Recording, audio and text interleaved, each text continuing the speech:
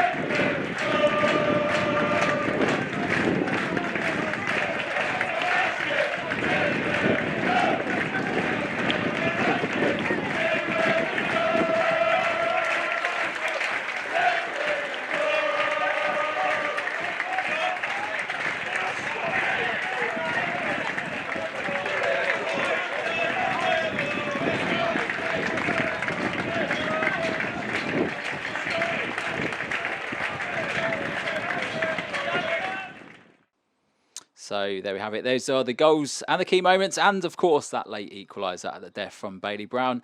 And we can get his thoughts. Let's head over to Dan.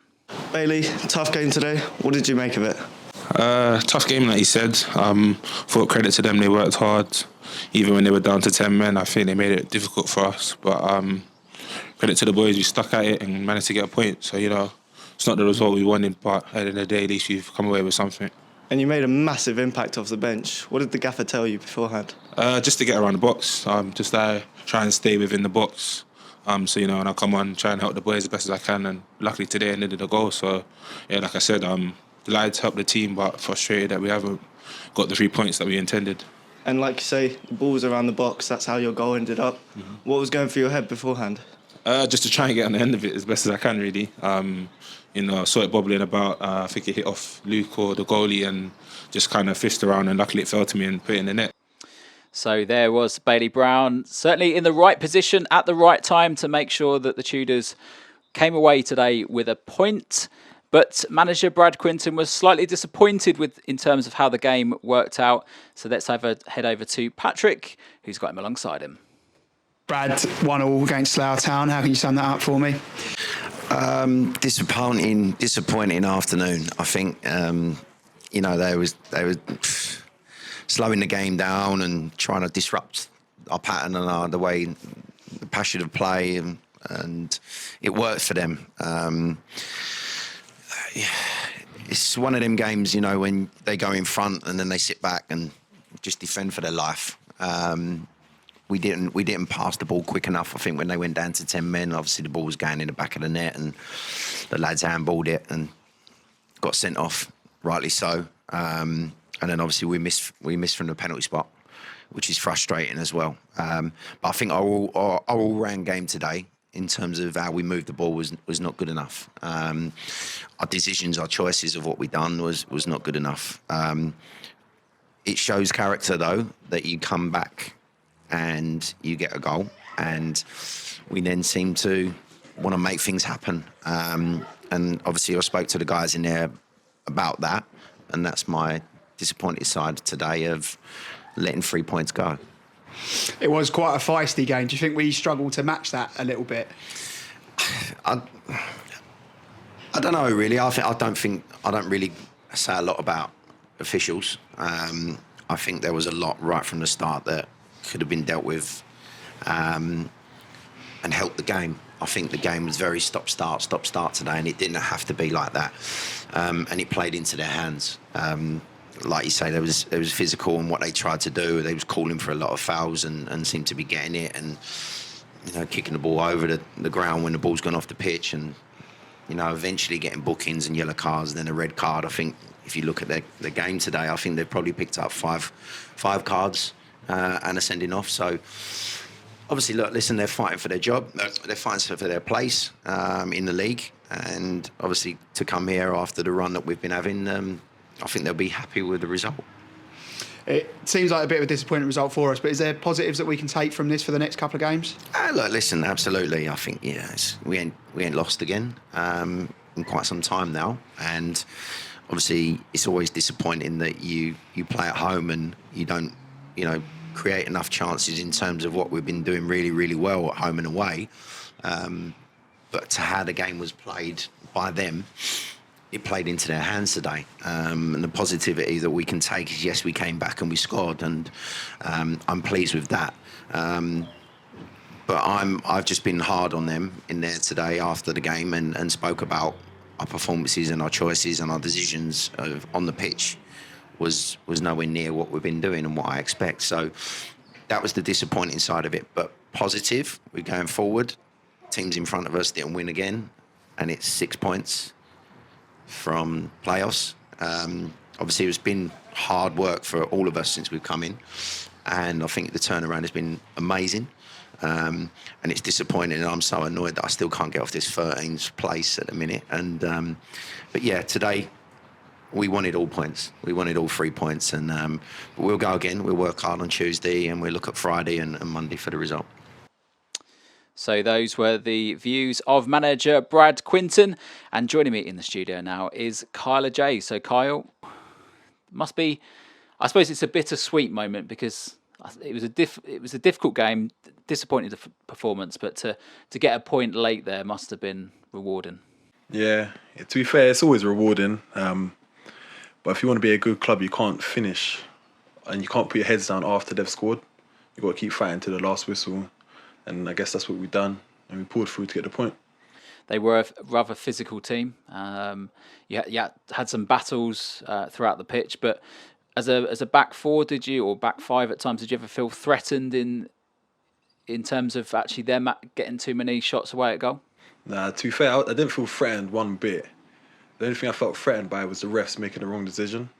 I had a word with him, to be fair, but that's the way of football. You can't dwell on that. Things don't go your way all the time, but you got to get on with it, yeah. And they went down to 10 men sort of midway through that second half. And I suppose it's that old cliche. Sometimes people think going down, when a team goes down to 10 men, that's it, right? Yeah, the wind's in our sails, if you like, in terms of getting the equaliser and possibly the winner. But it does make it a challenge, doesn't it, when you're up against a team with 10 men? Yeah, sometimes it's harder because all they're doing is defending. They're just clearing their lines and then we're working it forward and then the same goes again. But then you got to keep at them. You got to find a different way to break through them lines because it's going to be different when they've got 11 men. They're more spread out and things. But when they go down to 10 men, they went more narrow. So we had to work it a different way. But in the end, come back, got the goal. And the penalty that we had, Reece is obviously a teammate of yours, and last week gets the headlines for scoring the 2 goals that he did. But naturally, I'm sure he's disappointed in terms of his own effort. Yeah, to be fair, he's always going to be disappointed with the penalty. But I can't knock him for that. He stood up straight away to go take it. We all had high thoughts of him scoring the penalty. But getting the penalty, that's the difference between game managing. They've managed the game, he's took one for the team, they got the penalty, and the luck was on his side. And we heard from the gaffer early on saying that he was disappointed. I know that the conversations between players and managers are private within the dressing room, but what sort of things was he saying at the end of the game? To be fair, it was just going on our performance because I feel like a lot of pressure we created was to do with what we done wrong. Because other than that, if we didn't make the mistakes we done, the game could have been completely different. So that's what we work on. We can't work on a lot of the good things we've done. We just got to keep doing it. We can only work on what we haven't done right. And it's very easy to dwell on a performance like this, and everyone wants to come and get 3 points and win the game. But ultimately, if we look at say 2023 as a bigger picture, there's been lots of great performances and lots of great things that have been achieved with you and the management team since they've come in. Going into the last 5 games of the season, are you as players determined, just as you were at the beginning of the season, to make sure that we finish strongly? Yeah, just as determined. The season's not done until that last game, to the last whistle of the last game. So we're going to keep going. We train just as hard as we just like we started the season, all the way to the end of the season. I think there's 5 games left. So we'll see how that goes. Got another busy week coming up, and we can only go forward from there. And you talk about that busy week, obviously packed Easter fixture schedule in terms of Friday, Monday, and then back on again on the Saturday. What will you do personally to prepare for the games coming up in terms of your recovery and maybe how you will look ahead to those 2 games? Firstly, I'll recover later on tonight. Hopefully get in the gym, go for a little swim, steam room, have a little luxury gym I do. But oh, right, drop that in there, yeah. Had to. But yeah, other than that, I just got to eat well and then go again in training. Well, Kyle, thank you very much for your time. I'll let you get off and get some food because you did say you were hungry at the top of this. Starving, mate. Yeah, all right. That's what I've been thinking about. So my thanks to Kyle then and the rest of the team here from The View from Vauxhall Road. But before we go, we'd just like to congratulate our friends and neighbours, 𝗍𝗀𝗀𝗀, for winning their league and becoming champions. So well done to those. But we go again on Good Friday as we head down to Tunbridge. So hopefully you can join us then. But for now, goodbye.